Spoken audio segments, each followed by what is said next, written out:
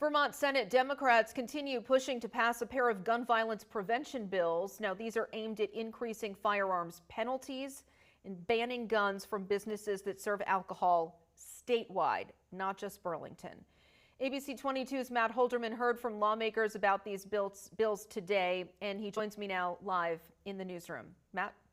Yeah, Lauren, that's right. Advocates realize that they are once again running out of time to get these bills across the finish line. And with the conversation over guns in bars now more than a decade old, some lawmakers say the time to act is long past due.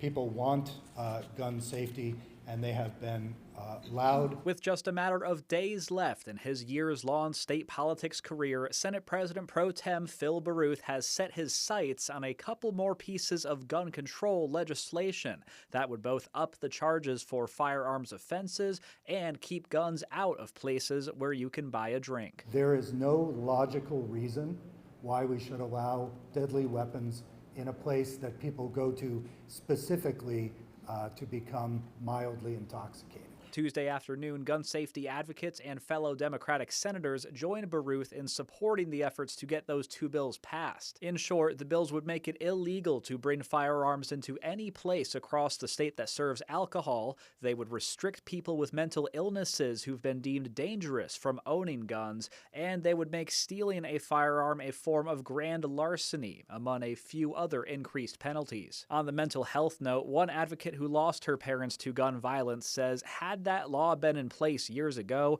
it might have saved their lives. The man who shot my parents had a premeditated plan that was known to others, including his therapist. If we had a clear legal procedure then to prevent his access to a gun, my family's story might have had a different ending. Then on the subject of guns in bars, breweries, or restaurants, the chief operating officer of The Alchemist shared some words, also supporting these bills. The very first effect of alcohol consumption is on a person's judgment. I too remember an instance of a customer lifting their shirt to show me a sidearm tucked into the waistband of their pants while stating, "How's this for my ID?" Now, opponents of the bills have said the ideas would fly in the face of the Second Amendment, and it would be hard to enforce these laws in absolutely every location.